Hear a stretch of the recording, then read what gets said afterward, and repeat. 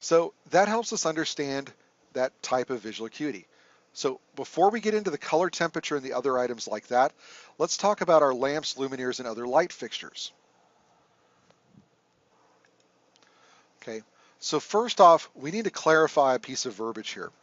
When we say the word lamp, I don't mean a desk lamp or a torch lamp or a flashlight. What I'm referring to when I say lamp, that's the actual piece that is generating light. So if we look down at the bottom right, you can see a standard incandescent bulb. The actual lamp is the filament that's actually incandescent and actually is putting off the light. Now, if we think about this, we're going to say, well, wait, that's a light bulb. Well, the bulb is the protective glass sphere, or pear shape if you want, that actually protects the filament and allows it to burn without having to interact with an environment that could hurt it. So the way you think about it is the bulb encloses the lamp and protects it, and the lamp is the actual source of light. So if we were talking about a candle, the actual flame on the candle would be the lamp.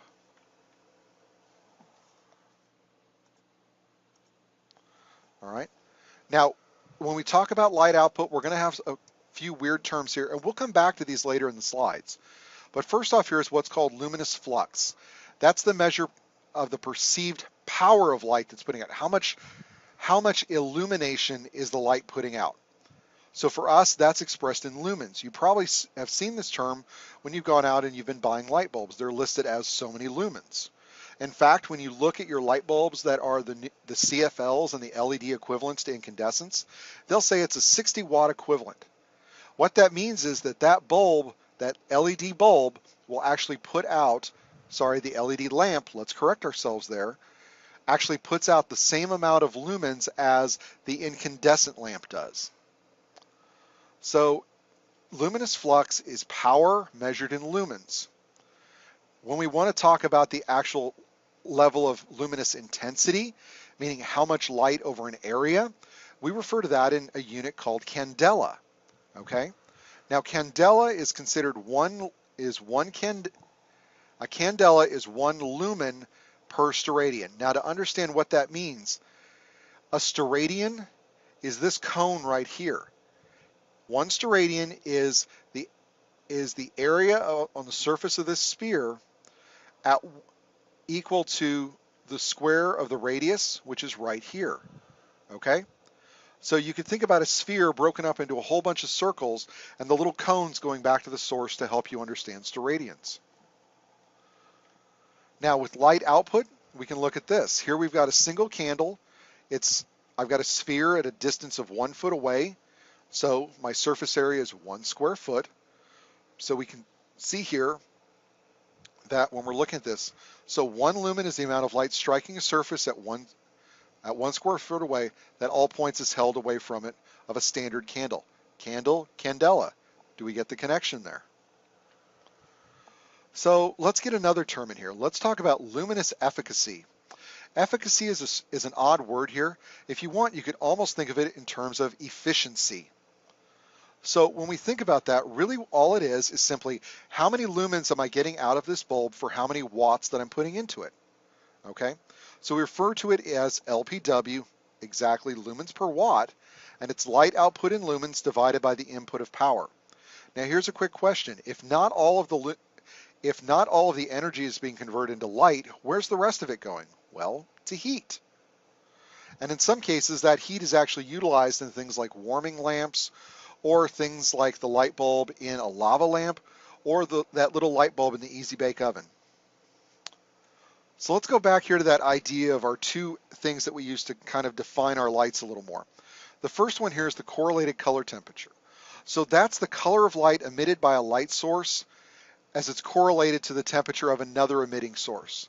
So here's what we're going to do. We're going to take that little black pot that's in the right up-hand side of the corner of the screen, and we're going to start heating it up from the bottom.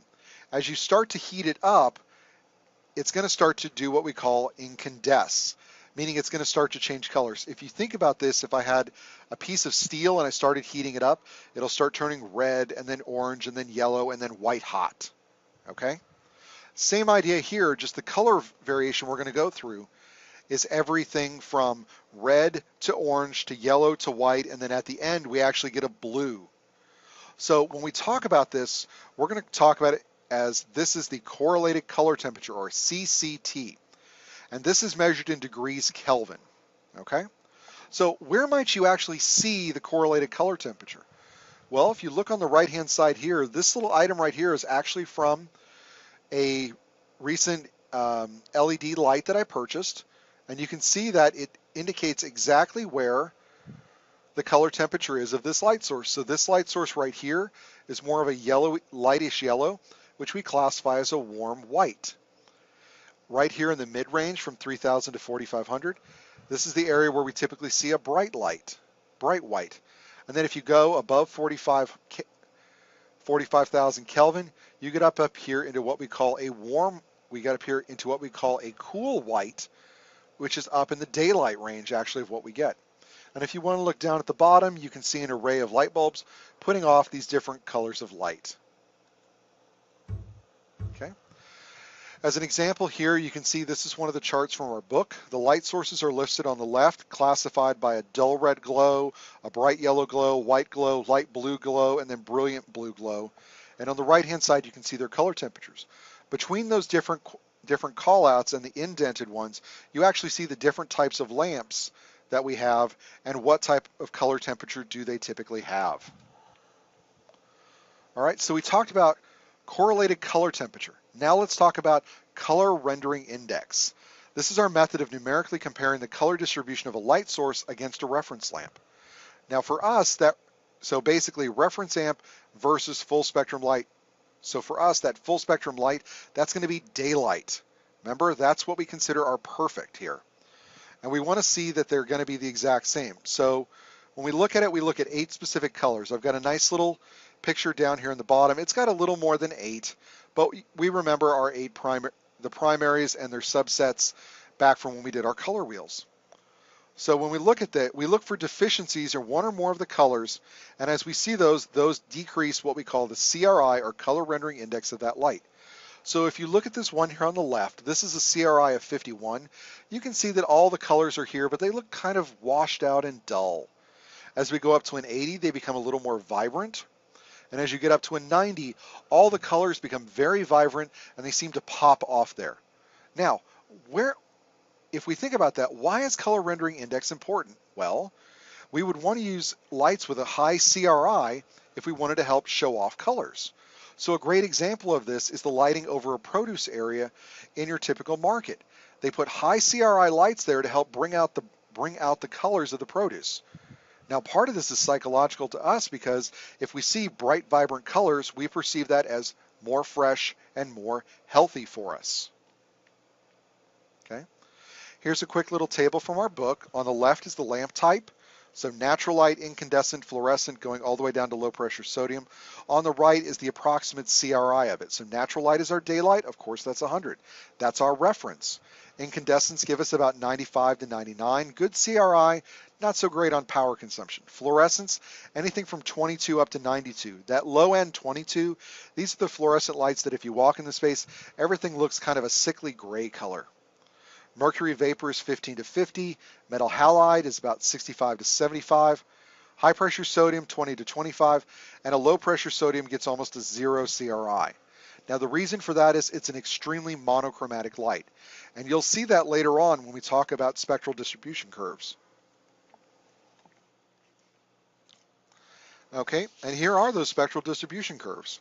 So what is this? Well, a spectral distribution curve simply does this. Along the bottom of the chart, it lists all the wavelengths of light that we can see and some that we can't a little bit to help us understand how much ultraviolet light we're inducing into the environment. On the left-hand vertical side is simply how much light are we getting in that wavelength. So here you can see in the bottom right, we see one where it's comparing 3 different lights. If we go forward in this, let me get this working. Here you can see 4 different lights, an incandescent light up on the top left, a metal halide on the right, on the bottom left a warm white fluorescent, and it's a warm white because we have more wavelengths here in the yellow-orange range. On the right-hand side here, this is low pressure sodium. Remember it had a CRI of 0? That's because it only puts out light in this one wavelength right here. It's actually a little broader than one individual nanometer of wavelength there, but it's pretty there. This is that kind of ambery light that we see a lot of times in parking lots. So if we went outside, all the colors are simply going to look like different shades of ambery yellow. So they're either going to be light amber or dark amber. That's it. Because we can't actually perceive the other colors because those other wavelengths aren't there to be reflected back to us.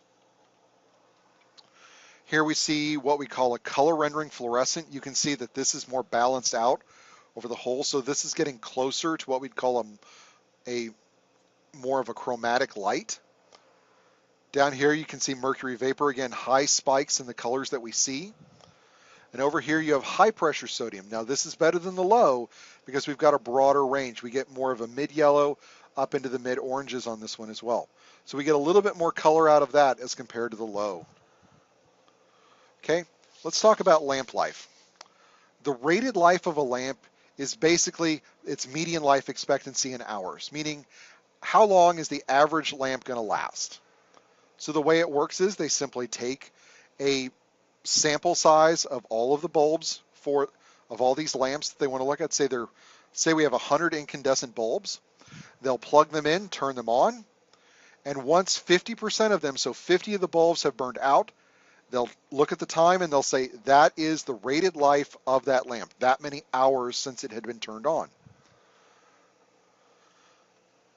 All right. So on the bottom right, you can see a quick little chart there of incandescent versus halogen versus spiral versus LED. Now, when they talk about this lamp life in years, they are not meaning with it running 24 hours a day. This is running for about 8 to 12 hours a day for each one of these lamps. Now, not all lamps put out the same amount of light throughout their entire life. Typically, we have some type of depreciation. Basically, it starts to wear out. So as an example, incandescent lamps operate at about 85% of their initial lumen output. So when we first turn it on, it's nice and bright. After a few days, we're really only getting about 85% of that initial light output. Okay? With fluorescent and HID lamps, this can vary based upon the size of the tube and what the application for it is. But typically, we see about 60 to 80% degradation of the lamp's output towards the end of a fluorescent lamp's rated life. So this is right before it starts flickering and burning out on the ends, that blackening we see on the tube. With an HID, we typically get about 50 to 70% degradation of the initial light output. So we've talked about all this. Now let's start talking about what are the types of artificial light sources. Well, when we think about this, now when I say artificial, I'm not just meaning the sun. I'm meaning this isn't the sun, this isn't a candle, this isn't some type of flame from a gas lamp or oil lamp. These are ones that we're actually using electricity to produce light. So there's actually 4 total groups, so we're going to talk about the first 3 here. They're incandescent, fluorescent, and what we call HID. Okay? HID stands for high intensity discharge. Okay? HID can be broken down into 4 subclasses: high pressure sodium, low pressure sodium, metal halide, and mercury. So let's talk about our incandescent lamps. Typical light bulb that we're all used to up here on the right. It basically emits visible light as a result of heating, meaning we run electricity through and the filament actually incandesces. It heats up and puts off light. Now to do that, it's actually heating up. That's why incandescent bulbs tend to put off a lot of heat in a space. Now this is our most common source of light. We traditionally know it as our, quote, light bulb. Advantages to this: they're cheap, they're reliable, we're familiar with them, and we get a really nice CRI off of them. The downside is the fact that they typically have a shorter life, and they're very bad on their efficacy, meaning we have low lumens per watt. Why? Well, because we're heating it up. More energy is leaving as heat than it actually is as light. Applications where we might want to use this based on its excellent CRI could be retail, furniture, clothing, and grocery stores. You see it a lot in hair and beauty salons. Restaurants use these as well as art studios. So if you look at all those, that relates back to that CRI. These are all areas where we want high quality in our colors that we see. So here I've got a table and some examples of different types of incandescent bulbs for you. The lamp designations on the left typically refer to what is the shape of the bulb. So the bulb that I showed here, our traditional bulb, that would be an A. You can see those down on the bottom right-hand side of the slide. You can have an ER, that's an elliptical reflector. The ellipsoidal, is actually referring to the curve right here, okay? We have infrared reflecting. I don't think I have an example of that one, but that would be one typically like you would use for a heat lamp. Multifaceted reflectors, parabolic reflectors, pear-shaped bulbs, like the one on the far right, reflector bulbs, and then slender tube-shaped bulbs. Yes, you can actually have a tube incandescent. Some of you might remember those from some of the older desk lamps that used a tube bulb before we started using fluorescence. Okay. Incandescent lamps. Here we have the lamp characteristics for selected lamps. So on the left-hand side is how many watts does it use. Next column is the bulb shape. What base does it use? Now the base refers to this portion of the bulb, or I'll point to it here on this slide as well.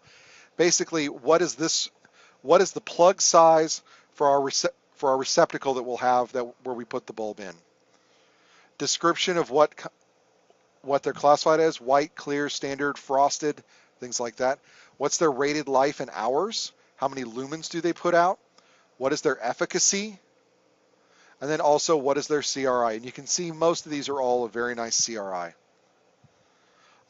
Here's a nice slide, talks about all the parts of an incandescent lamp, and then all of our quantities here that help us to classify it. Next up, we have tungsten halogen lamps. Now, these are smaller, brighter, and of course, more expensive versions of incandescent lamps. Now, inside these actually contain a high-pressure halogen gas, okay? Typically, it's iodine or bromine, and what that does is allows the filament inside here is made of tungsten. That's why it's a tungsten halogen. But it allows it to operate at higher temperatures and higher efficacies. Now, where you might have seen this is something like car headlights, okay? And we're starting to see them in more in-home applications as well. But the advantage of this, it has a better CRI, more light output, and it has a longer life. The disadvantage, it costs more. Here's some examples of tungsten halogen lamp shapes. So you may have seen some of these before. Next up, we have our gaseous discharge lamps. These are going to cover our fluorescents and some others. But what happens is they produce continuous light by passing electricity through a gas inside the lamp. So what it's actually doing is it's creating an electrical arc through the gas, and that causes the gas to luminesce, okay? So unlike an incandescent lamp, gaseous discharge do not produce light by heating an element. So they don't produce as much heat. But it does require a fully sealed environment, and we have to get in there. So let's talk about fluorescent lamps as kind of one of our common ways we think about these. This is typically a tubular glass form, and on the inside it's actually covered with a thin phosphor coating on its inside. Inside these lamps is actually a low pressure mercury vapor. Now at each end of the tube there are little elements called cathodes. These are little filament-like coils. Basically, these are the two elements that we're going to arc the electricity between. Now when we do this, and the mercury vapor inside actually luminesces, it's going to produce ultraviolet radiation. That ultraviolet radiation actually interacts with a coating of phosphor on the inside of the tubes. Now when it does that, it's going to emit visible light because that phosphor has been irradiated via that ultraviolet radiation and electromagnetic radiation. So here's a lot of different variations on the fluorescent lamp. I don't have one of the little curlicue compact fluorescents that we typically see on the market now as well. Part of that is because the example isn't in your book, but it's one that most of us are familiar with as well. Again, here's a similar chart to the ones that we looked at before. And that continues on, and on, and on, and on, and on. Here's another little quick cutaway to help you understand. Here's the base pins that connect so this is the difference in the base. This uses a pin base versus our incandescents, which typically had a screw base. On the inside, here's that actual little cathode, and there's one here and one on this end, and that's what the electricity arcs between. Okay? Now, with fluorescents, there's a little bit extra that we have to do here when we talk about their efficacy, because now we have to talk about the actual luminaire efficacy. To get fluorescence to work, we actually have to do a little more work. So here we have the ratio of light, the amount of luminous flux in lumens emitted by our fluorescent luminaire to the amount of energy that's consumed. Now, when we're talking about that, most fluorescent systems utilize a ballast. A ballast basically allows control of the system, and that's something we can go into at another time. But to compute it, we have our LER, a luminaire efficacy rating, on the left. We take the efficiency of the luminaire times our total rated lamp lumens, so how many lumens can the actual physical bulb or lamp put out, and we multiply that by the ballast factor. The ballast factor is basically what is the efficiency of the ballast, okay? And all of that we take and we divide it by the total input watts to the luminaire. And that's how we figure out efficacy when we're talking about fluorescent systems. Next up, we have our high intensity discharge lamps, so HID. These produce a very bright light by discharging an arc when electrical current is passed through a metallic gas that's contained under high pressure in a glass bulb. So just a quick point out, here's an example of an HID lamp over here. The actual portion that has the metallic gas is this little cylinder right there, okay? Now there's different types of HID lamps. You can have mercury vapor, metal halide, or high pressure sodium. So that's the metallic gases that are in that are actually in there. They differ from fluorescents in the fact that, number one, the gas is under higher pressure. Fluorescents are not under high pressure. That's why the glass on those tubes is so thin. Also, the lamp is physically smaller. But the emitted light that they put out is much more concentrated, so they're much brighter. So here's some examples of what HID lamps look like. Most of you probably have experience with one type or another of HID lamp. If you remember the large lamps that were utilized in your gym in elementary, junior high, or high school, the ones that when you turned on buzzed a little bit and they took a few moments to turn on, but when they did, they actually put out a lot of light. Those were probably HID lamps. So here we can see another table like we've seen before with the input wattage on the left, our description column, rated life, the outputs are efficacy, and then our color temperatures as well. And you can see in this one, especially in the metal halide, we're getting a much better range of CRI, and then mercury tungsten blended lamps go next, then our mercury vapor, and then down to high pressure sodium, and then we all remember that low pressure sodium, which just does not give us a good CRI. Okay, here's another cutaway to help you understand it. Now, we've talked about all the types that are what we considered our traditional lighting. Next up, we have what's our newer form, which is solid state lighting, or an SSL. Well, pretty much that's an LED. Now, there's a couple types that this can refer to. It can refer to a traditional LED or a light emitting diode. We could also have organic light emitting diodes, or you could actually have a polymer light emitting diode. Now, the variations in here are how we can actually arrange them, how they're connected, and what we can do. So certain ones of them are actually more flexible than others. And if you look and if you try an online search for a couple of those terms, you'll probably see a couple of them being utilized in clothing now. So now here, instead of traditional lighting sources that use an electrical filament inside of a light bulb, these are simply a little solid state device that actually produces light. So we've talked about all of our different types of light. Now let's get a little bit of a warning in here. Do you remember hearing in all of those in the fluorescent and some of the HIDs that they have mercury vapor in them? Well, mercury is actually dangerous for us. And what we're supposed to do is it needs to be recycled or disposed of in hazardous waste landfills or other types of municipal solid waste landfills. I'm guessing most of you at some time in your life have seen some type of a bin or receptacle. Maybe it was at Walmart, maybe at Home Depot or Lowe's, where they actually had a bin where you could drop off your compact fluorescent lights that have burned out and they'll recycle them for you. But I'm guessing a lot of you have accidentally thrown those in the trash, maybe intentionally as well. Here's the key thing, because it's mercury vapor, you are not supposed to incinerate these lights, okay? Now, In some states and they've relaxed regulations. Part of that's due to the EPA and other areas. But what's been really useful is the fact that the majority of manufacturers have actually taken a lot of those lights and they've been able to reduce the amount of mercury content in them. Okay. So here's a quick cut sheet on the left. This is back when I first started teaching the class, but I still use it. So what do you do if a CFL light breaks? Well, most of you probably just sweep it up. But if it breaks, that mercury vapor actually comes out and will seep down into whatever's below it. Now, if that's carpet, you need to be worried because if you have small children or small pets, their noses are down near that carpet area and they can actually inhale that mercury vapor, causing it to be inside their body. Okay?